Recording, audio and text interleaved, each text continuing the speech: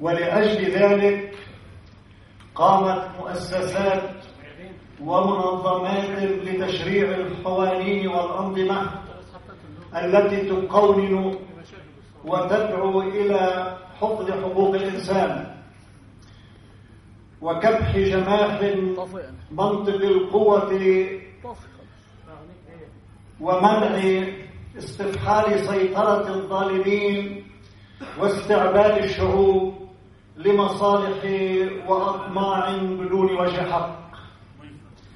ومع كل ذلك العناوين البراقة والمخملية التي لم تجد طريقا للتطبيق، سيما ما يسمونه بالعالم الثالث، ولم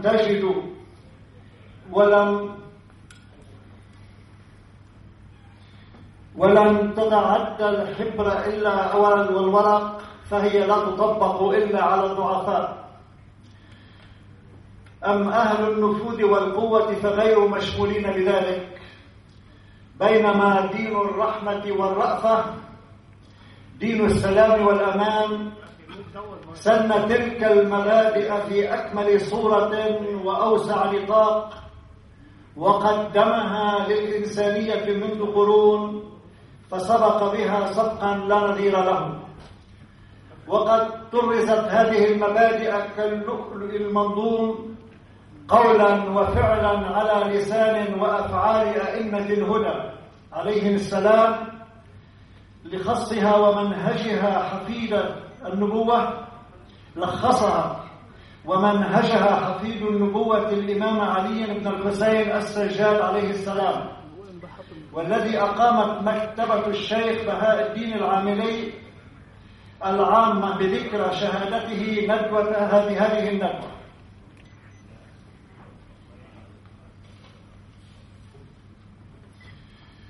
لقد أبرز إمامنا زين العابدين عليه السلام على الصعيد العلمي والديني إماما في الدين ومنارا في العلم، ومثلا أعلى في الورع والعبادة والتقوى.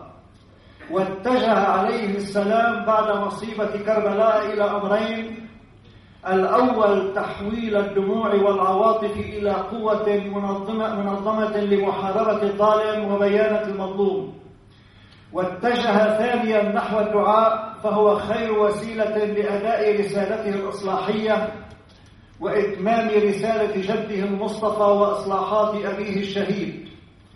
وغدت حركته السلوكية والعرفانية والأخلاقية مصدر إشعاع وعطاء لكل العالم. وكان المسلمون يرون في سيرة زين العابدين عليه السلام تجسيدا حيا لروح الإسلام وقيمه، وامتدادا مشرقا لجده الرسول الأعظم صلى الله عليه وآله وسلم، فهو يحكيه في منهجه وسيرته ومآثره، وقد ملك القلوب والعقول بأخلاقه الرفيعة وكلماته النيرة، حتى سلم المسلمون جميعا في عصره بأنه أفقه أهل زمانه وأورعهم وأتقاهم. ولقد ترك عليه السلام إرثا كبيرا يدل على رفعة شخصيته، هو من أعظم الثروات التي ورثناها عنه، بل من أهمها وأكثرها عطاء، ألا وهي رسالته العظيمة في الحقوق، التي هي أول تشريع لقانون حقوق الإنسان.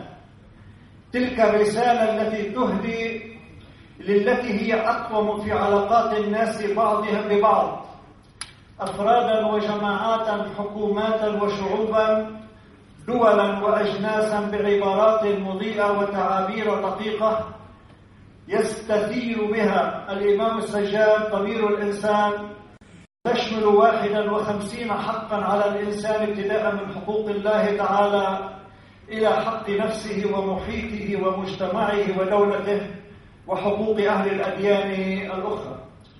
وتبدأ بإجمال كالفهرس ثم تفصل الحقوق واحدا واحدا. نعم أيها الحضور، يطيب لنا في هذه الندوة الحقوقية التي أقيمت حول كتاب شرح رسالة الحقوق أن نستضيف الدكتور المبدع ميشيل كعبي.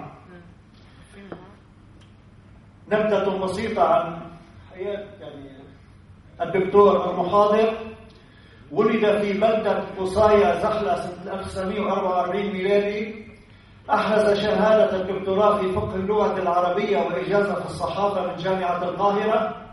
انصرف إلى الكتابة والتعليم في الجامعات والمعاهد والمدارس الكبرى مدة 44 سنة، وله نشاط ثقافي واجتماعي واسع. له مواقف ومحاضرات كثيرة جدا في لبنان وخارجه. نال عدة جوائز وأوسمة ودروع، وقد لقب بعدة ألقاب هو أكبر منها. ألف عشرات الكتب والقصص والدراسات الأدبية ودواوين الشعر المتميزة، من كتبه ماهر نجيب وهاب شاعر المواقف، ريمون عزار شاعر المجرات الضوئية، الهدى أبعاد روحية، على دروب الحياة، لبنان مجد وتاريخ، الإمام علي نهجا وروحا وفقها، الإمام زين العابدين والفكر المسيحي وغيرها الكثير. وهو عضو مؤسس في أكاديمية الفكر في لبنان، عضو مؤسس في مجمع الأدباء والمفكرين، عضو اتحاد الكتاب اللبنانيين. فليتفضل لنستفيد من محاضرته. شكرا لهالتعريف وشكرا للضيافة وشكرا لحضوركم أيضا.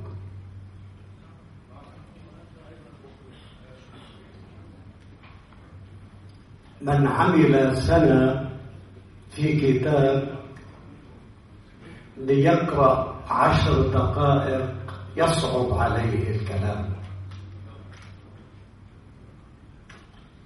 في أي حال، غير مرة قلت وأقسمت قسم راهب، أنا راهب،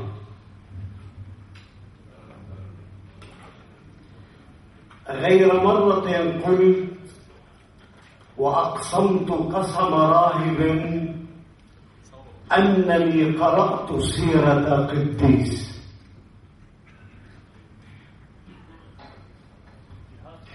ما عرف إلا الإيمان والحق، فكان كجده أمير المؤمنين الذي أخذ من حياتي 5 سنوات حتى أنجزت الدكتوراه بالإمام علي، ولعلني الوحيد في الشرق وفي لبنان من نال وحاز دكتوراه عن الإمام علي عليه السلام. حتى جمعت بعضا من بحر العلم. وغير مرة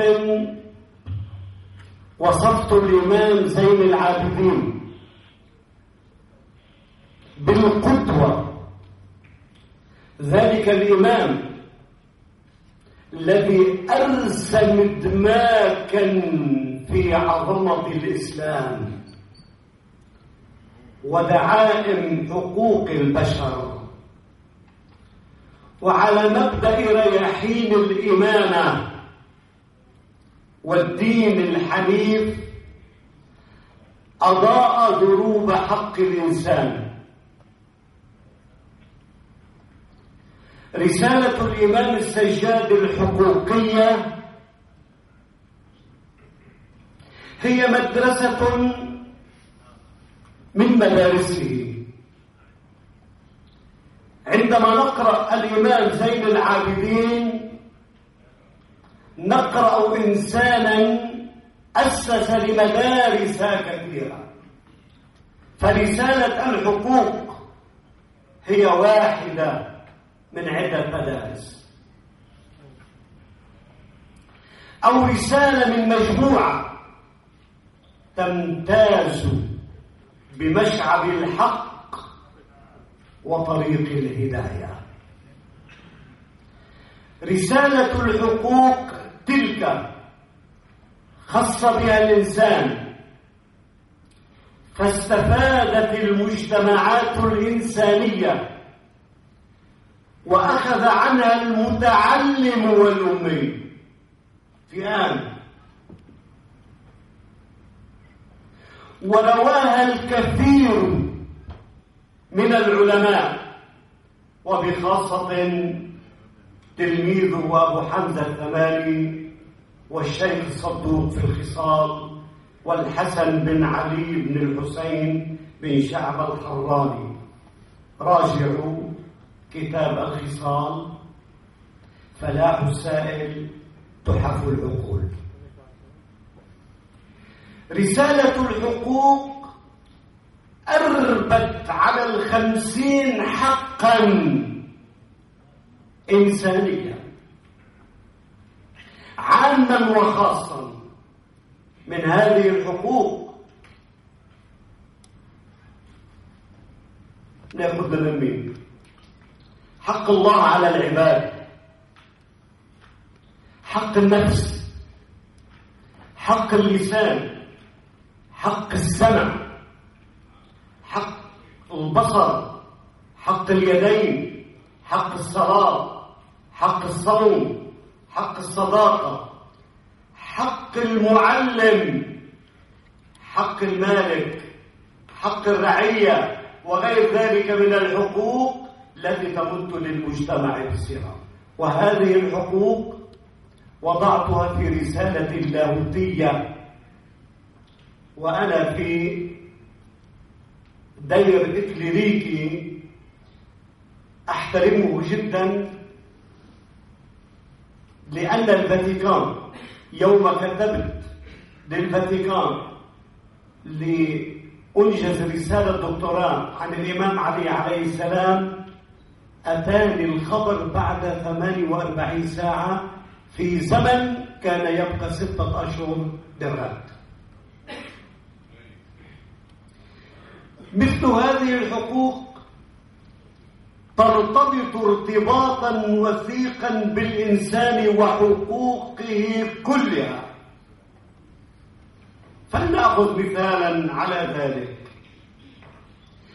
رسالة الحقوق الزينية تمتاز بفلسفة تخدم القانون والشرع والإنسانية جمعاء، وهي تشكل بيبلوغرافية خاصة من مقوماتها القيم في الوجود والحياة،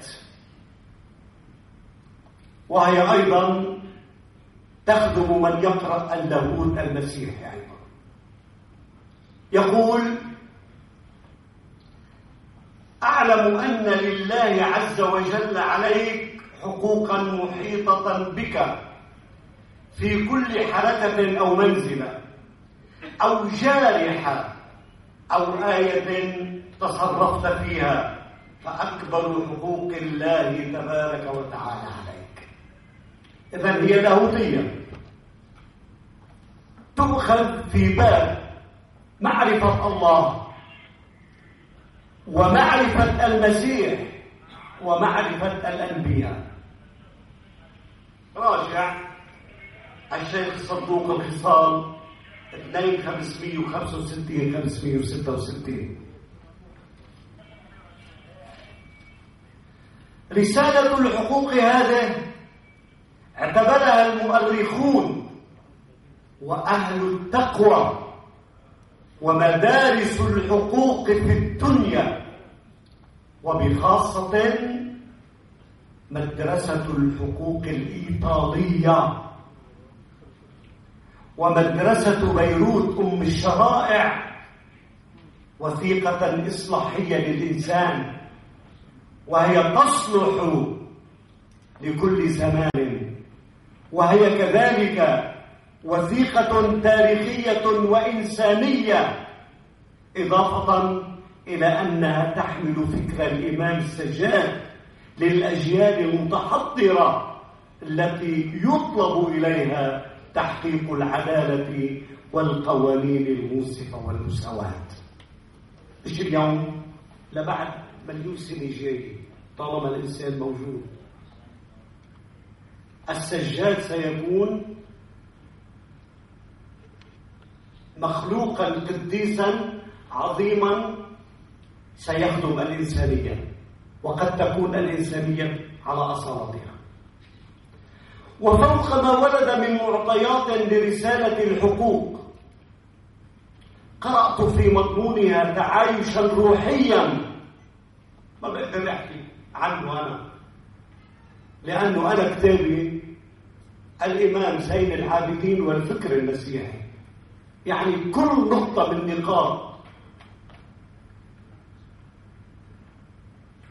ما قاله الإمام زين العابدين يرتبط ارتباطا وثيقا بالأديان كافة، ولا سيما المسيحية. يجمع الأديان المؤمنة بإله واحد. واضح؟ هذا الإنسان العظيم، هذا الإنسان القديس يجمع الأديان المؤمنة بإله واحد، وبخاصة المسيحية، لأنها تنأى عن الفئوية والأثرة والأنانية والمادية، وإنما تأخذ بالإنسان إلى مراقي التقدم والرعاية الاجتماعية والحياة الفضلى. ثم نؤكد على ما جاء في قول الأديب باكر شريف القرشي، ونؤيد قوله الآتي: من المؤلفات المهمة في دنيا الإسلام رسالة الحقوق للإمام الأعظم زين العابدين، فقد وضعت المناهج الحية لسلوك الإنسان وتطوير حياته وبناء حضارته على أسس تتوافر فيها جميع عوامل الاستقرار النفسي. راجع باكر شريف القرشي حياة الإمام زين العابدين 2/219. وهناك مئات المزايا الفريدة في رسالة الحقوق، بإمكانكم أن تقرؤوها في رحاب رسالة الحقوق للعلامة الشيخ نعيم قاسم. أخذ من وقت 3 أيام بس قارئ 700 صفحة. عذبني، ما تقولوا ما عذبني. يلا إذا خلصت خلص. إضافة إلى حقوق الدولة ونظام الحياة والحقوق المالية والقضائية والحق الأخلاقي وسوى ذلك. هذا الإمام الكبير أخذت عنه البيان والبلاغة والفصاحة والحجة المشدودة وميزان العدل الذي لا يحيف وأبعاد المعرفة ولا غرو، فمقصوده صحيح ومشحذة للفهم ومدعاة للتأمل. هذا العظيم القديس واف للحق في أحكامه، كناز مدخر للقيم الكبرى، عالم في الأمور الدنيوية والإيمانية لا يتعوج، عالمه مكتنز بالفوائد الكثيرة. إن الإمام زين العابدين ملجأ للعقل ومعقل الوفاء وملاذ الأحكام والمعرفة. منطقه رخيم الحواشي، له الرأي والحصاد والمحاج الواضحة والبرهان، فهو دائما في موضع الصواب الثبيت، فإذا عقد أكد أو أبرم توكد، وهو كذلك موقف على حقوق الناس.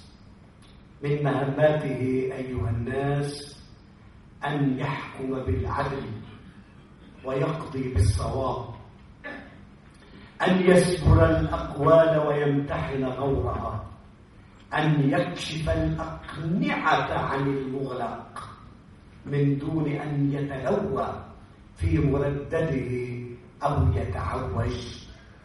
وهو أيضا أضاف إلى نسبه غر الصفات الحسينية كالنخوة والكرم والترفع ونكران الذات والفروسية وغير ذلك.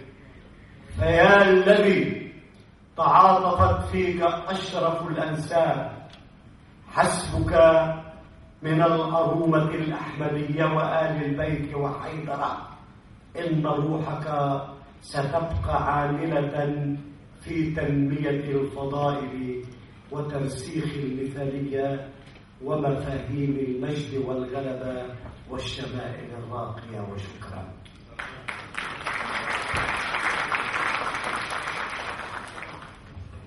شكرا للدكتور المحاضر الذي لا يسعنا إلا أن نقول له بأن الفاتيكان الذي أعطته فرصة أسبوع بدل 6 أشهر لا يسعنا دقائق معلولات أن نستمع إلى كافة ما يعطيه في هذا المجال. ويسعدنا أيضا مشاركة المتخصص في تحقيق التراث الأستاذ الحاج حامد الخفاف. ولد في مدينة النجف الأشرف العراق عام 1964، حائز على دبلوم ماجستير في التاريخ الإسلامي الجامعة اللبنانية، مدير مؤسسة آل البيت عليهم السلام لإحياء التراث في بيروت، رئيس جمعية آل البيت عليهم السلام الخيرية، ممثل سماحة السيد السيستاني دام ظله في لبنان، صدر له محققا عدة كتب، منها فتح الأبواب في الاستخارات للسيد ابن طاووس، الليل والنهار لابن فارس، إعجاز سورة الكوثر للزمخشري، قضاء حقوق المؤمنين لأبي علي الصوري، تسهيل السبيل للفيض الكاشاني. اشترك في تحقيق موسوعات تراثية عديدة، منها وسائل الشيعة ومستدرك الوسائل، ومجموعة مهمة من مصادر كتاب بحار الأنوار. صدر له مؤلفا كتاب النصوص الصادرة عن السيد السيستاني في المسألة العراقية، وكتاب الرحلة العلاجية لسماحة السيد السيستاني وأزمة النجف الشريف. نشرت له دراسات علمية في عدة مجالات، فليتفضل لنستفيد منه أكثر وأكثر. بسم الله الرحمن الرحيم، والصلاة والسلام على محمد وعلى آل بيته الطيبين الطاهرين وأصحابه المنتجبين. ابتداء باسمي شخصيا وبصفتي المعنوية، ونيابة عن إدارة مكتبة الشيخ بهاء الدين العاملي العامة، أرحب بكافة الحضور من الإخوة والأخوات، وأخص بالذكر المحتفى به وبكتابه سماحة العلامة المجاهد الشيخ نعيم قاسم، وكذلك حضرة الدكتور ميشيل جاتل. أهلا وسهلا بالجميع.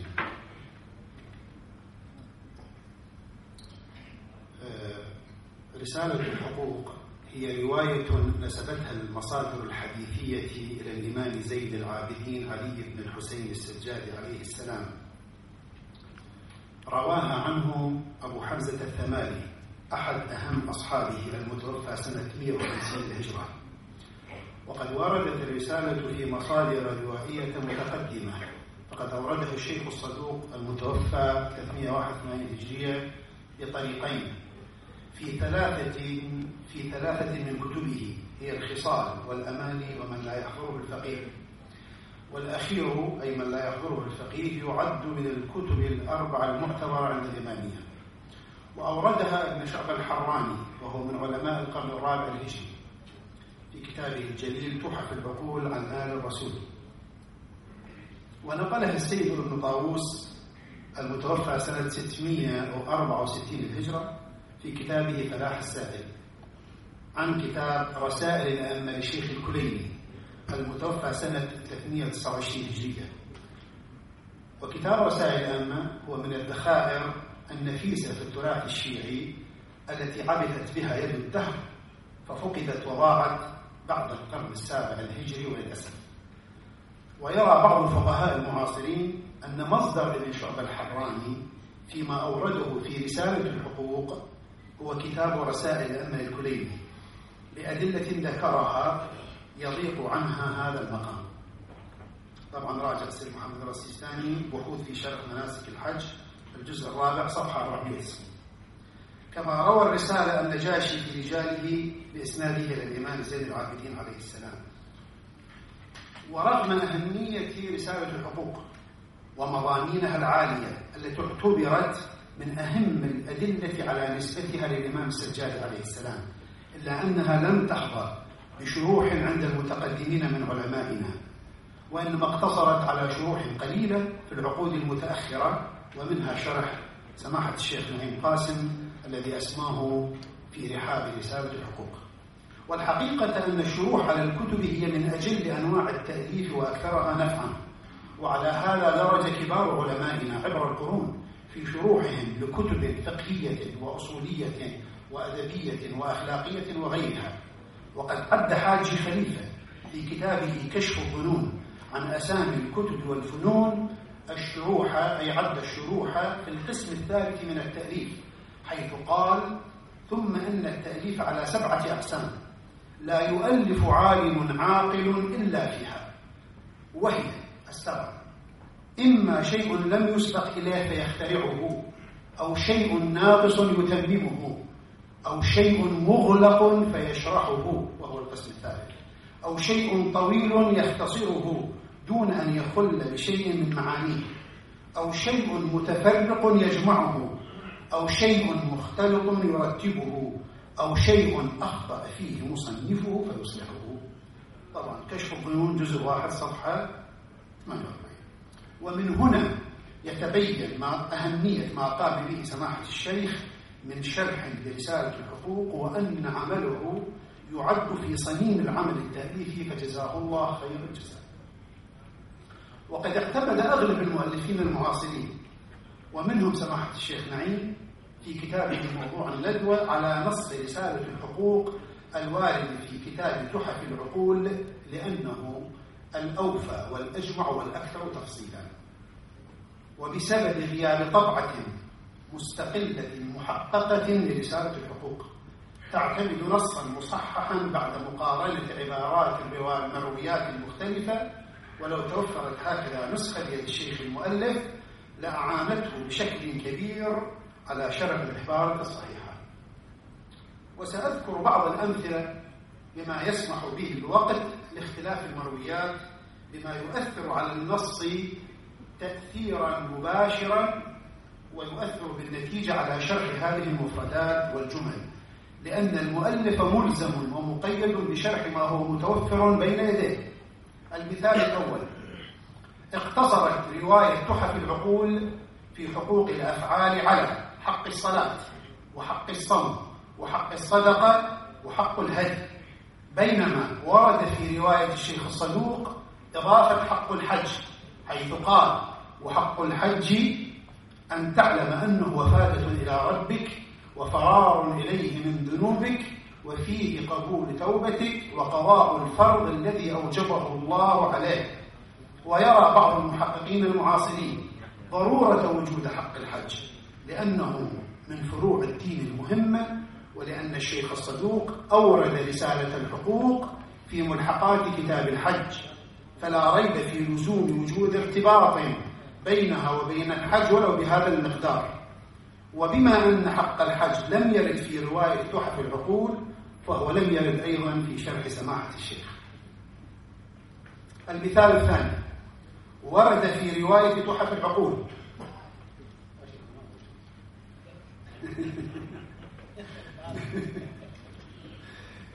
المثال الثاني: ورد في رواية تحف العقول عن حق الأخ ما نصه: وأما حق أخيك، إلى أن يقول: فلا تتخذه سلاحا على معصية الله ولا عدة للظلم بحق الله.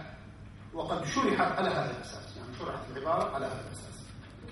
بينما ورد في رواية الشيخ الصدوق ما نصه: فلا تتخذه سلاحا على معصية الله، أي الأخ طبعا، فلا تتخذه سلاحا على معصية الله ولا عدة للظلم لخلق الله، أي عبارة لخلق الله بدل عبارة لحق الله.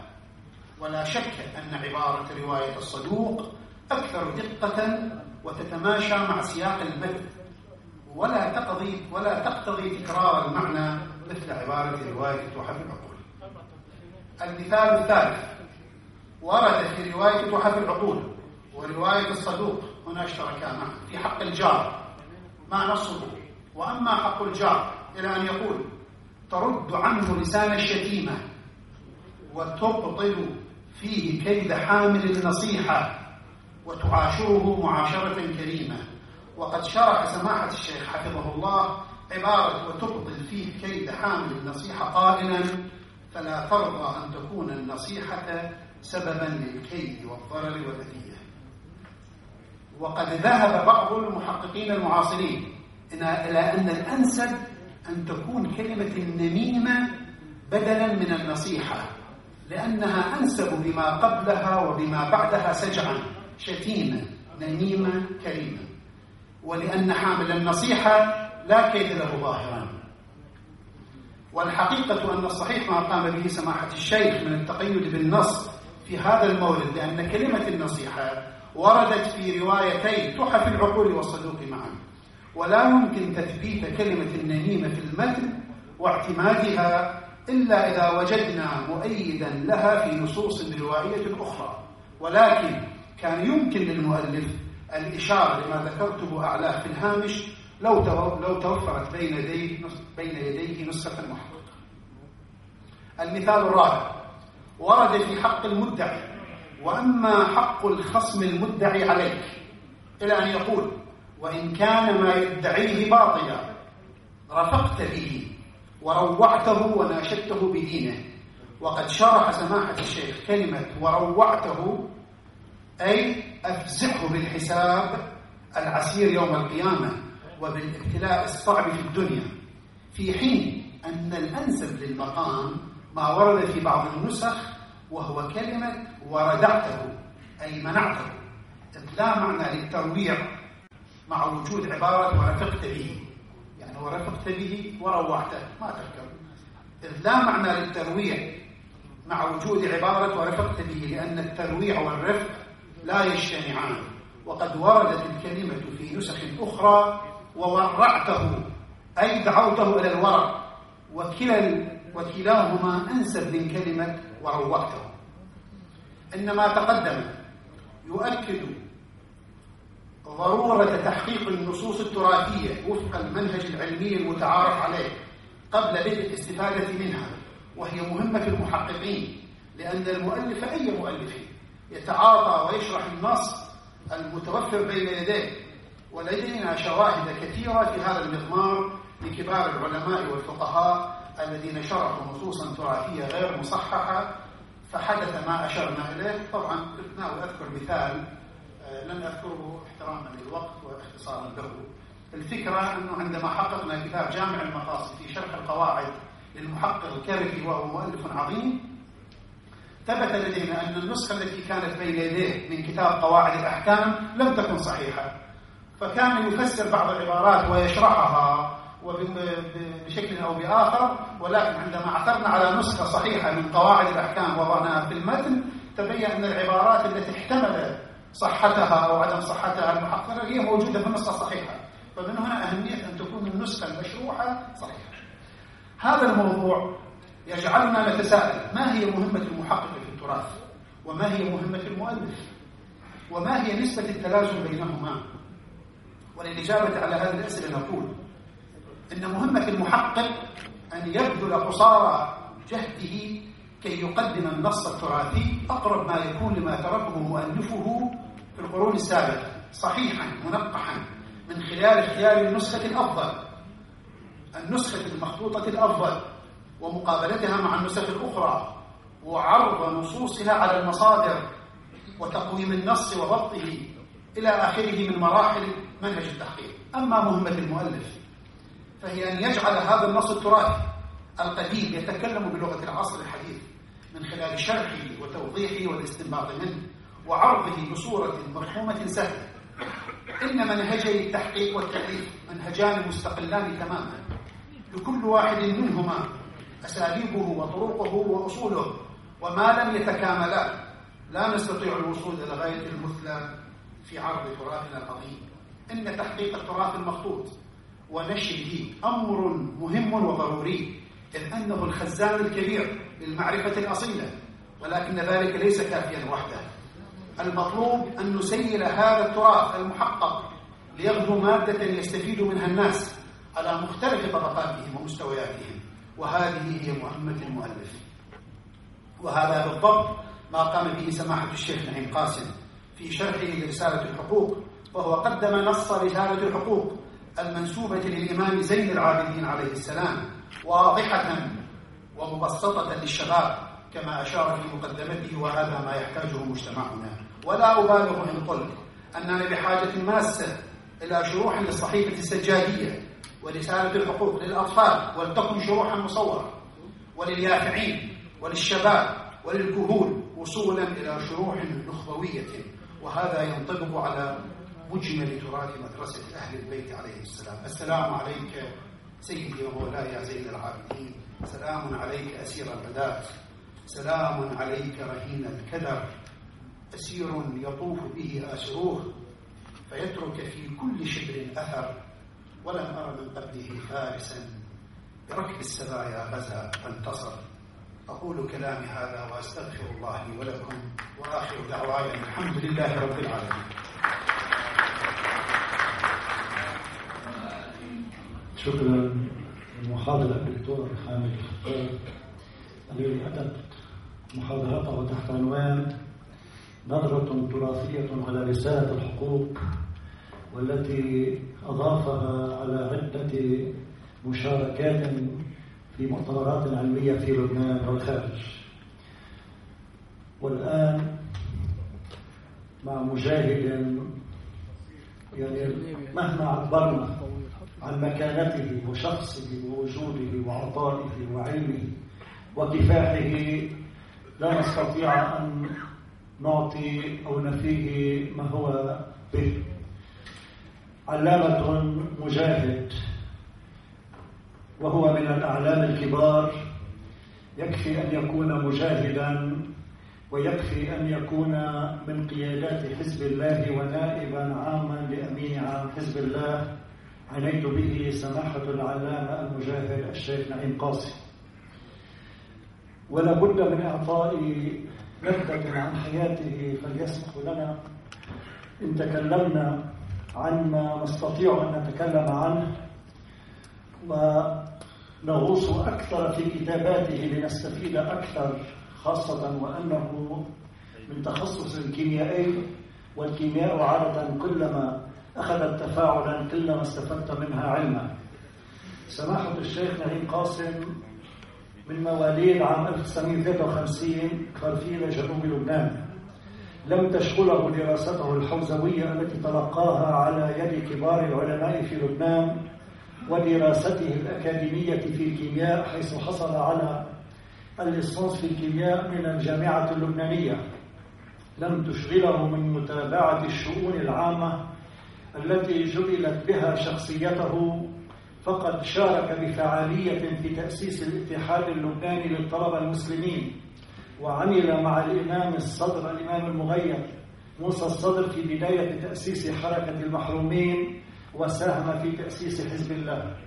وهو رغم مشاغله ومتابعته لمسؤولياته الحساسة لم يترك التأليف، فمن معالم الحياة إلى عاشوراء، ومن تجربة حزب الله وسبيل الأخلاق وقصة الحجاب إلى شعلة الشباب والمخلص عجل الله فرجه الشريف، ومن مجتمع المقاومة فسبيل الله ثم هداية القرآن إلى الإمام الخميني فالولي المجدد وصولا إلى مفاتيح السعادة، كله عناوين من مؤلفات سماحته، والتي سيحدثنا اليوم حول كتابه المتميز في رحاب رسالة الحقوق للإمام زين العابدين عليه السلام.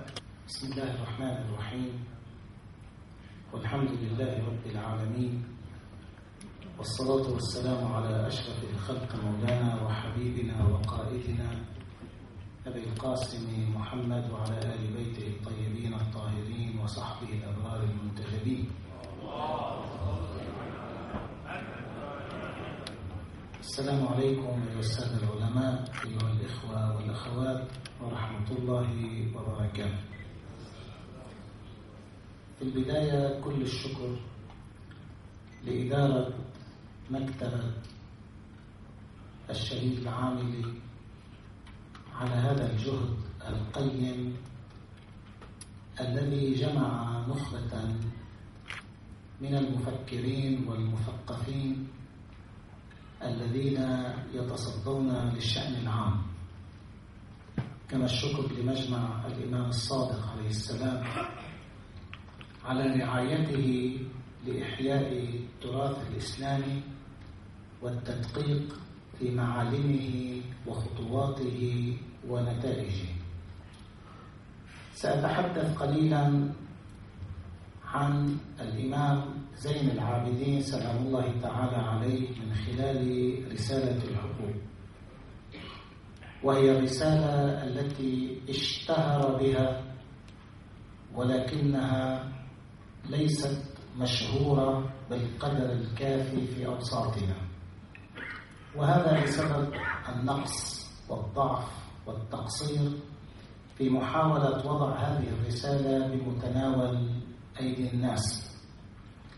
إمامنا سلام الله تعالى عليه تميز بأسلوبه التربوي النموذجي الهادف من خلال الدعاء والمواعظ والحكم، وترك لنا رسالة قيمة هي رسالة الحقوق التي شملت شبكة علاقات الإنسان الثلاثة مع ربه ومع نفسه ومع مجتمعه، فوصل عدد الحقوق إلى 50 حقا لخصها الإمام.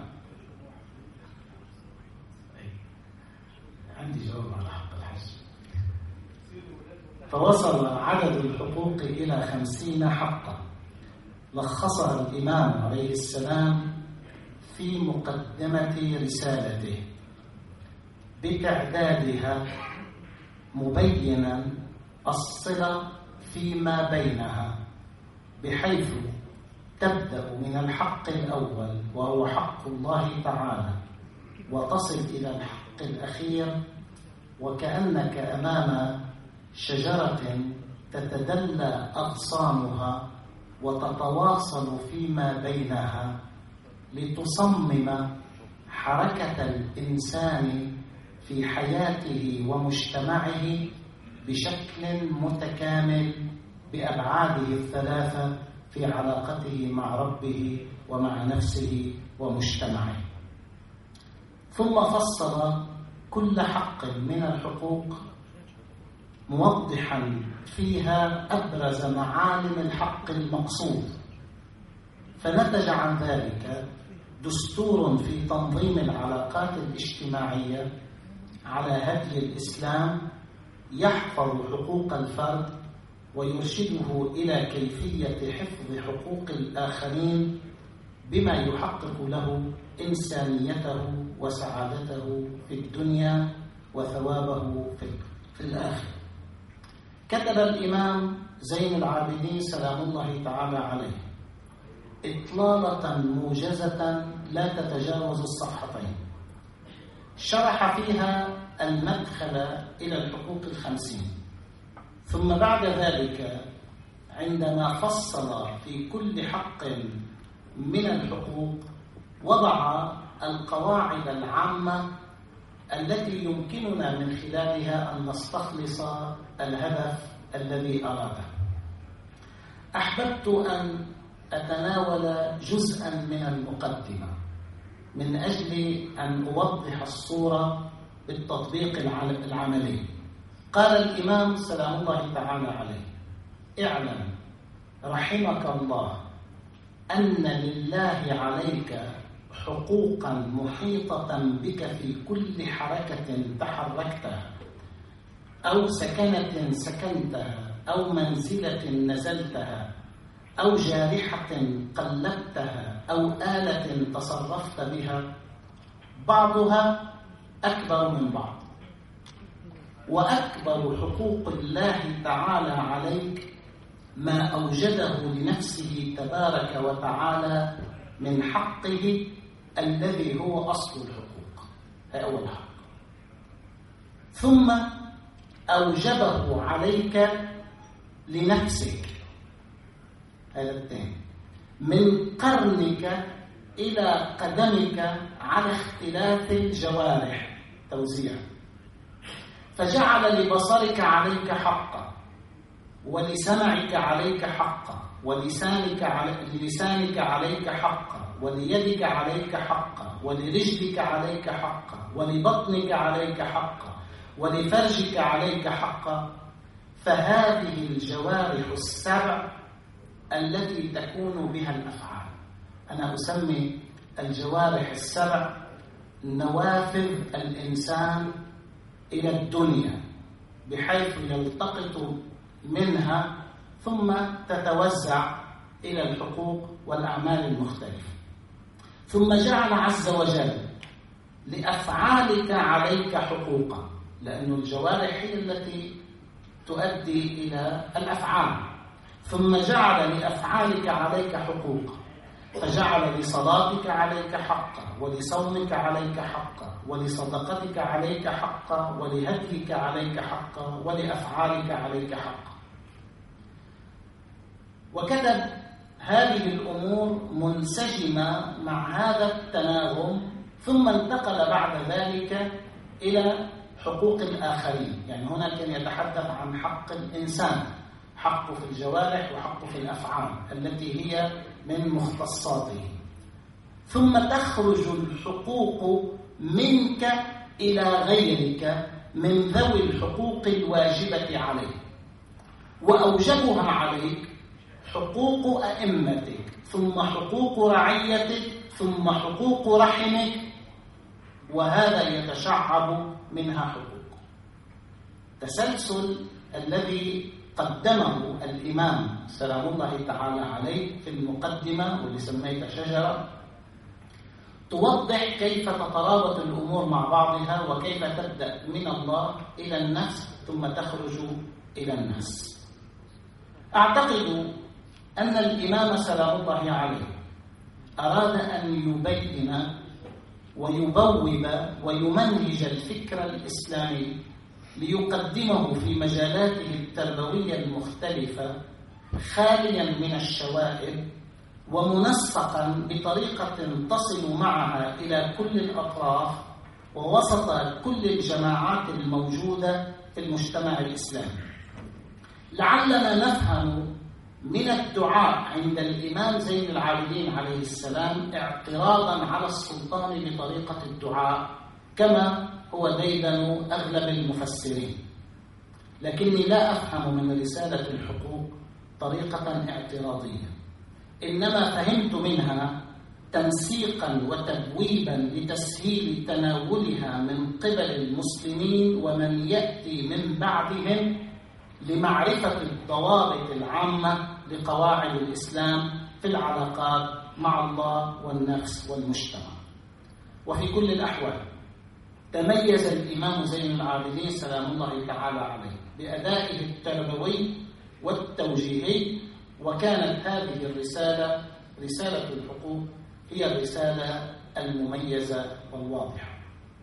وقد لفتني أيضا في كتابة الإمام الأسلوب المعاصر الذي يتحدثون عنه اليوم، حيث يكتبون ملخصا عن البحث في المقدمة ثم يكتبون البحث بكامله ويقولون أن هذا هو الأسلوب الحديث. هكذا فعل الإمام زين العابدين سلام الله تعالى عليه منذ 1350 سنة. كتب الملخص أولا ثم أعطى التفصيل للحقوق، فكتب إطلالة سريعة لا تتجاوز الصفحتين شرح فيها المدخل إلى الحقوق 50 التي فصلها لاحقا. يرسم الإمام في هذا التلخيص الخارطة ويربط بين الحقوق بأحدث طرق الكتابة التي لا يرقى إليها المعاصرون. وفي التفصيل عن الحقوق لم يشرح كل التفاصيل، فهي موجودة في السنة الشريفة في أقوال وأفعال النبي صلى الله عليه وآله وسلم وأقوال وأفعال الأئمة عليهم السلام، وقبل ذلك في القرآن الكريم، لكنه اختار من كل حق دعائمه الأساسية التي لا يستقيم الحق إلا بها، فكتب الحق في 4 أو 5 أسطر، وهي التي تمثل الأسس التي ترتكز عليها كل التفاصيل الأخرى، وهي قواعد التشريع الإسلامي لهذا الحق. وأيضا لفتني أن الإمام سلام الله تعالى عليه سبق حقوق الإنسان العالمية ب1350 سنة، وهذا السبق يدل على عظمة الإسلام في مراعاة إنسانية الإنسان والبحث عن حقوقه، وعظمة الإمام السجاد أنه قدم هذه الأطروحة. أما الحقوق التي يتشدقون بها وأقرتها الأمم المتحدة فهي حقوق التلطيف للمادية البغيضة التي انتشرت في هذا العالم من خلال الرأسمالية أو الأفكار الأخرى. أكرر لأنها عبارة جديدة ومهمة. حقوق الأمم المتحدة هي حقوق التلطيف للمادية البغيضة التي انتشرت في هذا العالم من خلال الرأسمالية أو الأفكار الأخرى. أما الحقوق التي طرحها الإمام سلام الله عليه فهي من صلب الإيمان وتكتسب موقعها الشرعي، بحيث يكون الإنسان آثما لو لم يلتزم بهذه الحقوق. فالمسألة غير اختيارية ولا انتقائية لمن يلتزم بشريعة الله المقدسة. يطل علينا الإمام عليه السلام بحقوق تراعي تكوين الإنسان في توازن راق بين الجسد والروح، فنجد في كل حق حالة روحية مندمجة مع التنظيم المادي لحياة الإنسان. بينما حقوق الإنسان عند الأمم المتحدة خالية تماما عن أي مسحة روحية، هي قواعد وقوانين مادية بحتة. إنهم يلهوننا بالحديث عن حقوق المرأة وتشريعات تؤكد على حقها في التعلم والتملك والقرارات وكل ما هنالك، لكن نفاجأ بعد ذلك أنها تسحق في الإعلام وفي طريقة الدعاية وفي الاستثمار الاقتصادي والاجتماعي والسياسي، وتخرج من خدرها وتعطل أسرتها، ولا نكون أمام حقوق حقيقية، إنما أمام امرأة خرجت من خدرها إلى ساحة المجتمع لتضيع فيه باسم حقوق الإنسان. وهذا ما نراه بالنسبة للإنسان بشكل عام. ولو أردنا أن نرى التطبيقات العملية لوجدنا الكوارث. أين حقوق الإنسان في سلوك أمريكا في التعاطي مع الأمم المختلفة؟ أين حقوق الإنسان التي ترعاها أوروبا وتتحدث عنها؟ بينما نرى أتباع الإمام زين العابدين عليه السلام، أتباع الإسلام الأصيل، يتصرفون بأخلاقية عالية في الموقع السياسي والجهادي والعملي، ويقدمون رحمة الإسلام كما وردت في تطبيق عملي يلامس خط النبي والأئمة عليه السلام. وهذا ما فضح المدعين للإسلام، فضح التكفيريين الذين لا علاقة لهم ولا يمتون بصلة إلى الإسلام المحمدي الأصيل الذي سلكناه وتعرفنا عليه. فالدين رحمة وبناء وسعادة ودنيا وآخرة، بينما عندما لا نجد هذه المعاني في أي طرح من الطروحات نجده مرميا وخال عن القدرة والتأثير. إمامنا زين العابدين سلام الله تعالى عليه مدرسة التربية، نحن بحاجة أن نوصلها إلى كل بيت. وأقول أكثر من هذا، لا أستطيع أن أتعقل أن تكون بيوتنا الملتزمة خالية من رسالة الحقوق للإمام زين العابدين عليه السلام. ولا أتحدث عن المجلد، وإنما أتحدث عن الرسالة، لأنها في الواقع مدرسة قائمة بذاتها وفيها الكثير من الدقة. ارتأيت تسهيل تناول هذا السفر العظيم مشروحا بيسر للشباب وعموم الناس، فكان إصداره 7 أجزاء تناول كل جزء منها مجموعة من الحقوق المتجانسة مع بعضها، ليتمكن القارئ من تناول موضوعه المحدد من خلال أحد الأجزاء. فانتهت سلسلة شرح رسالة الحقوق 50 إلى 7 كتيبات بالترتيب التالي: حقوق الجوارح 7 حقوق، حقوق الوالدين والولد 4 حقوق، حقوق الأفعال 4 حقوق، حقوق الزوج والزوجة حق واحد، حقوق المعلم والمتعلم حقان، الحقوق 3 14 حقا، حقوق الناس 18 حقا، فالمحصلة 50 حقا. وقد ضميت أجزاء السلسلة في كتاب واحد مجلد باسم في رحاب رسالة الحقوق، فبلغت صفحاته 928 صفحة من الحجم الكبير، وكتبت فهرسا في مقدمته يبين أي تفصيل من التفاصيل التي لها علاقة بالمضمون الداخلي للتسهيل على القارئ. اعتمدت في الكتاب على حشد كبير من الآيات والروايات كأدلة تفصيلية لشرح كلام الإمام زين العابدين، كي لا يكون شرحي هو المقياس، وإنما ما أنقله عن النبي وآل البيت صلوات الله وسلامه عليهم أجمعين. لا بد لي أن أشكر الدكتور ميشيل على كلمته القيمة التي ألقى من خلالها الضوء على بعض إشعاعات رسالة الحقوق وربطها بإنسانية المعصوم القائد. كما أشكر الأستاذ حامد الخفاف على تحقيقه وكلمته القيمة. ومن المفيد أن ألفت النظر إلى نقاط قليلة مما ذكره الأستاذ حامد. عندما شرحت هذه الرسالة وقفت حائرا أمام النصوص المختلفة التي واجهتني، ثم صممت بعد ذلك أن أعتمد نصا واحدا نظرا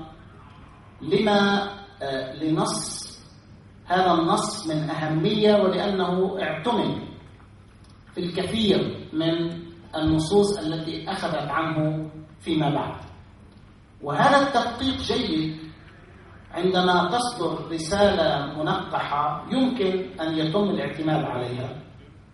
وقد أمتعني هذا البحث الذي ذكره الأستاذ حامد، ولكن حللت له مشكلة حق الحج بحق الهدي، لأني عندما اطلعت على حق الهدي لم أجد محلا للهدي إلا في الحج، فقلت لعل الإمام سلام الله تعالى عليه أراد أن يجد من خلاله حتى نص الحق يتحدث عن الوفادة إلى الحج بتفصيله، ولذلك حلت المشكلة بهذه الطريقة.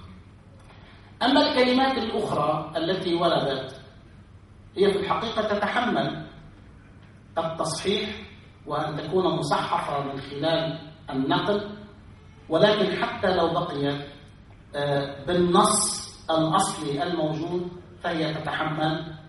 فحق الله يتضمن حق الجماعة لأنها جزء من إشراف الله تعالى على المجتمع، وكذلك الترويع بمحاولة التهذيب والتذكير بالآخرة ينسجم مع الردع الذي يكون كلمات تتحدث عن الآخرة. ربما الترويع أكبر درجة من الردع لكن يحمل المضامين نفسها.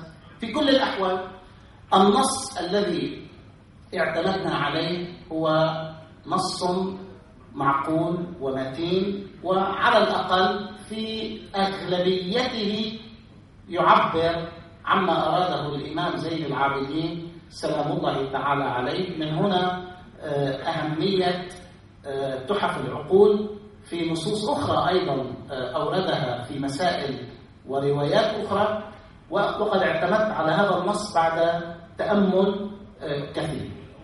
نعم. وهو حتى عم يلفت النظر ببعض المقارنات أحيانا تجد في نصوص أخرى حقوق أقل، يعني عدد أقل. هذا هو النص الأول. بكل الأحوال هذه الرسالة رسالة عظيمة جدا، من المهم أن نعممها وأن نركز عليها وأن تصبح ثقافة معتمدة.